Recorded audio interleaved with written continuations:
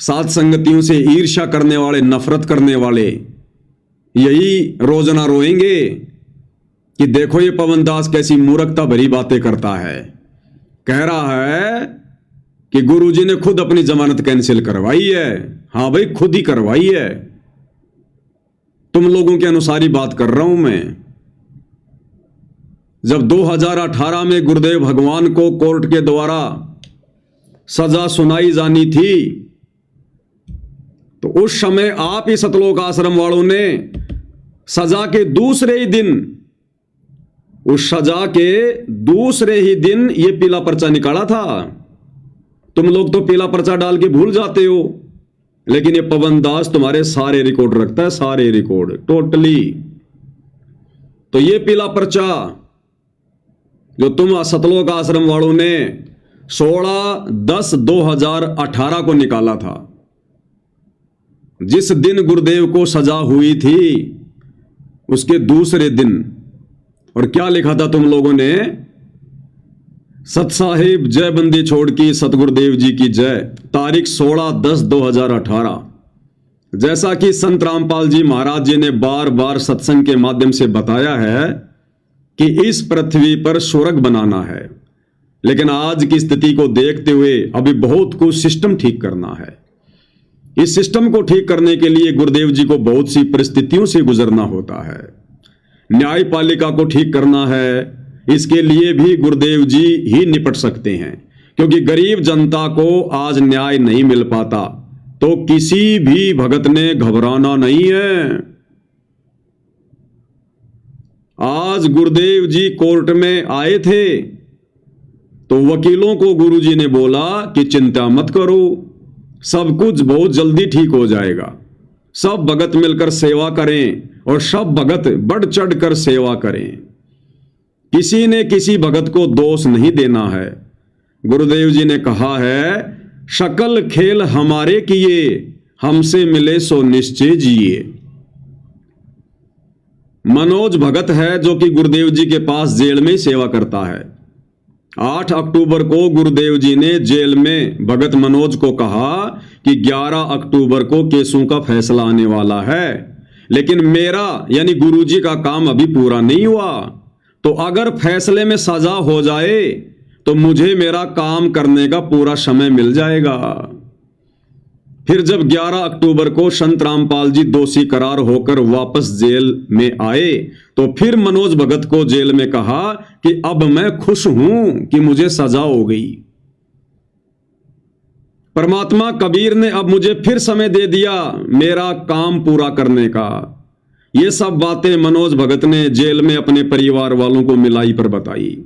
तो ठीक इसी प्रकार आप लोग जो लिख रहे हो इस पीले पर्चे में कि गुरुदेव भगवान ने कहा कि बहुत अच्छा हुआ, मैं बहुत खुश हूं, परमात्मा ने मुझे समय दे दिया, मेरी सजा करवा दी, क्योंकि अभी मेरा काम पूरा नहीं हुआ, अभी तो मुझे न्यायपालिका को ठीक करना है। तो ठीक इसी प्रकार भाई और बहनों, आज 25/9/2025 को सतगुरु रामपाल जी ने खुद जानबूझकर जज में प्रेरणा करके अपनी जमानत कैंसिल करवाई है, क्योंकि अभी सतगुरु रामपाल जी का कार्य पूरा नहीं हुआ है। अभी बाहर संगत ने मूर्खता नहीं छोड़ी है। दुनिया वालों को तो मुक्ति की चिंता नहीं है, आश्रम से जुड़े भगत समाज को भक्ति की चिंता नहीं है, तो अभी सतगुरु का काम पूरा नहीं हुआ। सतगुरु हम जानवरों को इंसान बनता हुआ देखना चाहते थे कि मेरे रहते सहते तो ये भगत नहीं बने, इंसान नहीं बने, कम से कम मेरे जेल जाने के बाद ही थोड़ा बहुत सबक लेंगे, शिक्षा लेंगे, इनको अपनी गलतियों का पछतावा होगा, नाक रगड़ रगड़ के माफी मांगेंगे, आगे गलतियां करने से बचेंगे।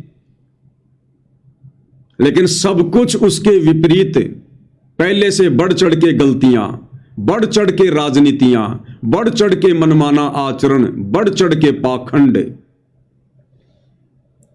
अब खाओ तुम लड्डू जलेबी आराम से इन आश्रमों में, सतगुरुदेव भगवान नहीं आने वाले। सतगुरुदेव भगवान तो उस विधि से आएंगे जिस विधि से उन्होंने साध संगति के माध्यम से वीडियो बनवा दिए हैं। अभी तो बहुत कुछ होना बाकी है, अभी तो संगत की छटनी चल रही है, फिर संगत की चटनी होगी। विनाशकारी समय नजदीक आ रहा है, देश दुनिया में हाहाकार मचेगी, पूरी दुनिया प्राकृतिक आपदाओं से घिरेगी, तरह तरह की बीमारियां आएंगी, दुनिया को नानी याद आएगी। ये नेता मंत्री ये देश छोड़ छोड़ के भाग खड़े होंगे, पूरे देश में मिलिट्री शासन लागू होगा।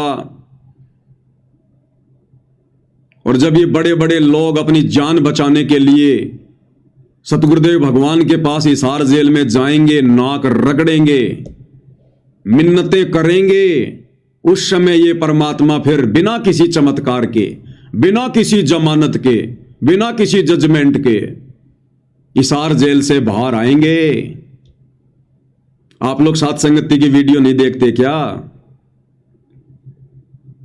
तुम लोगों ने सोचा कि हाई कोर्ट से गुरुजी को हरी झंडी मिल गई, अब हिसार कोर्ट कौन सी बड़ी चीज है, जमानत हो ही जाएगी। और दास ने उसी समय 2 वीडियो बना दिए थे कि अभी गुरुजी नहीं आएंगे। तुम्हारे वकीलों को भी उम्मीद नहीं थी कि यह जमानत कैंसिल हो जाएगी, लेकिन दास ने पहले ही वीडियो बना दिए थे कि तुम कितना ही प्रयास कर लो, तुम्हारे राजनीतिक हथखंडों के माध्यम से ये परमात्मा हिसार जेल से बाहर आकर अपनी हंसी नहीं करवाएगा, अपनी बेइज्जती नहीं करवाएगा, अपने आप को मानुष साबित नहीं करवाएगा। ये फाइनल गेम है, फाइनल गेम। ये अपने हिसाब से आएगा। और गुरुदेव भगवान को भली भांति पता है कि सन 1994 से मैंने जो ये बाग लगाया है, भक्ति रूपी बाग, और 2014 के बाद मैंने जो साध संगतियां शुरू की हैं,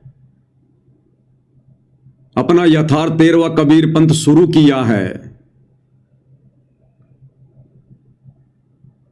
केवल वही आत्माएं मुझे परमात्मा मानती हैं, परमेश्वर मानती हैं। और पिछले 4 युगों से मैं जिस प्रकार के भक्ति भाव अपने भक्तों से चाहता था कि भगत ज्ञान को आधार बनाए, गुरु को परमात्मा माने, मानुष मानने की गलती ना करें, संसार से मुंह मोड़ लें, मर्यादाओं के लिए संसार से अड़ जाएं, लड़ जाएं प्यार प्रेम से, और एकमात्र टारगेट मोक्ष का बना लें, केवल साध संगतियों में ही वो आत्माएं हैं। और घर घर में परमेश्वर ने वो प्रोसीजर शुरू करवा रखी है, गुरु को परमेश्वर मनवाकर गुरुदेव भगवान की आरती उतारना, गुरुदेव को चवर करना, गुरुदेव को भोग लगाना, एकमात्र उन्हीं का जयकारा लगाना, एकमात्र उन्हीं को दंडवत करना, एकमात्र उन्हीं की फोटो रखना, हर प्रकार से मर्यादाओं में रहना, ज्ञान को आधार बनाना, घर को आश्रम बनाना। तो जो ये बाग 2014 के बाद गुरुदेव भगवान ने लगवाया है, तो क्या गुरुदेव भगवान को इस बात का नहीं पता कि अगर मैं इस समय जमानत पर बाहर आ जाता हूं तो मेरी जमानत कौन करवा रहे हैं? ये आश्रम वाले करवा रहे हैं। और आश्रम वाले मुझे क्या मानते हैं? अपने जैसा जीव, मानुष, मां के गर्भ से जन्म लिया हुआ प्राणी। ना इनकी कोई मर्यादा ठीक है, ना इनके भक्ति भाव ठीक हैं, ना इनके दिल में कोई तड़प है, ना कोई कशक है। ये तो खा रहे हैं लड्डू जलेबी बर्फी पिछले कई वर्षों से। गुरु जेल में दाल रोटी खाए तो खाए, ये तो खाएंगे लड्डू जलेबी बर्फी। आश्रमों में घूमेंगे फिरेंगे, मनोरंजन करेंगे, कबीर का झोपड़ा देखेंगे, सेल्फियां लेंगे, जुलाहों का कुआं देखेंगे, नकली मिट्टी की गाय बैल बांधेंगे, लहर तारा तालाब बनाएंगे, राजनेताओं से सांठगांठ करेंगे, जगत वालों से यारी दोस्ती रिश्तेदारी निभाएंगे, झूठा भाईचारा निभाएंगे, कदम कदम पे मर्यादा तोड़ेंगे। तो गुरुदेव को इस बात का नहीं पता कि अगर मैं जेल से बाहर आ गया तो जाऊंगा कहां? यही लोग लेके जाएंगे मुझे, और वहां लेके जाएंगे जिन आश्रमों को इन्होंने राजनीति का अड्डा बना रखा है। और यदि मैं वहां चला गया तो जो बाग मैंने सात संगतियों के माध्यम से लगाया है, मैंने अपनी विशेष आत्माओं को छांटा है सतलोक के लिए, जिनकी ट्रेनिंग चल रही है सात संगति में, वो आत्माएं भी विचलित हो जाएंगी, डगमग हो जाएंगी, और मेरे 40 लाख वर्षों की मेहनत पानी में मिल जाएगी। सतयुग से लेकर वर्तमान समय की मेहनत है। इसलिए गुरुदेव भगवान ने जमानत कैंसिल करवाई है। जमानत कैंसिल तो परमेश्वर ने जो भगत तैयार किए हैं ना सतलोक के लिए, साध संगति से जोड़कर, परमात्मा उन आत्माओं को टूटता हुआ नहीं देखना चाहते। और अंतर्यामी परमात्मा को भली भांति पता है कि अगर मैं इनके आश्रमों में चला भी गया तो वो मेरी प्यारी आत्माएं इन आश्रमों में नहीं आएंगी। वो उसी प्रकार से ज्ञान को आधार बनाकर गुरु को शब्द रूप में विराजमान करके अपने घर पर भक्ति करेंगी। इन आश्रमों की तरफ वो झांक कर भी नहीं देखेंगे, झांक कर भी।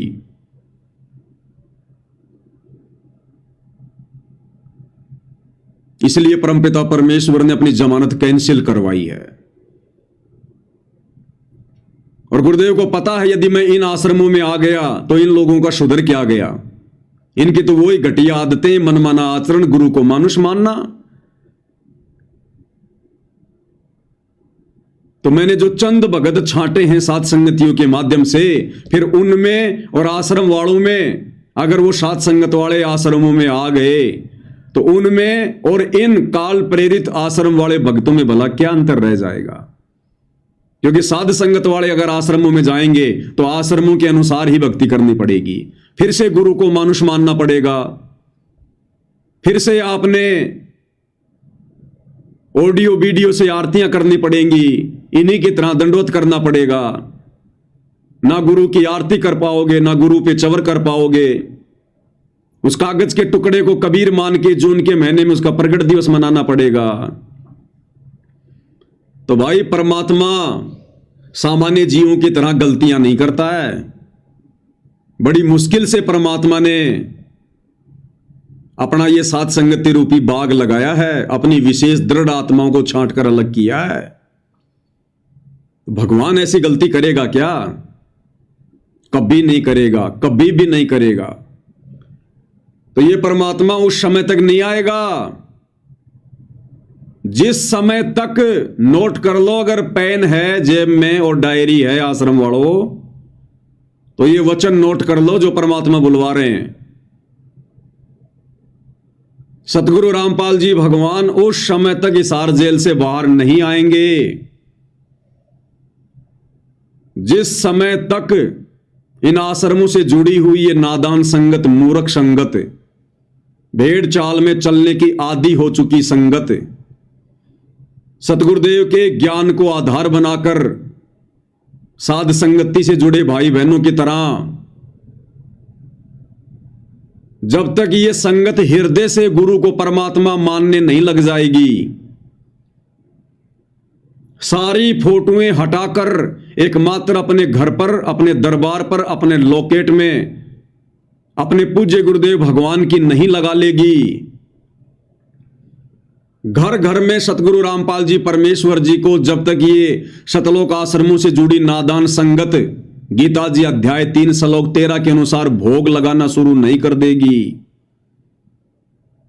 और घर घर में सत्सेवक भाई बहनों की तरह ये 5 दीपक वाली थाली लेकर परमेश्वर के विधान अनुसार पाती पंच पोप कर पूजा, और देव निरंजन और न दूजा, जब तक घर घर में गुरुदेव भगवान की आरती उतरना शुरू नहीं हो जाएगी, जब तक घर घर में गुरु को परमेश्वर मानकर तीनों समय की आरती के समय या दोनों समय की आरती के समय भोग लगाते समय ये चौवर राम होना शुरू नहीं हो जाएगा, गुरुदेव को परमेश्वर मानकर,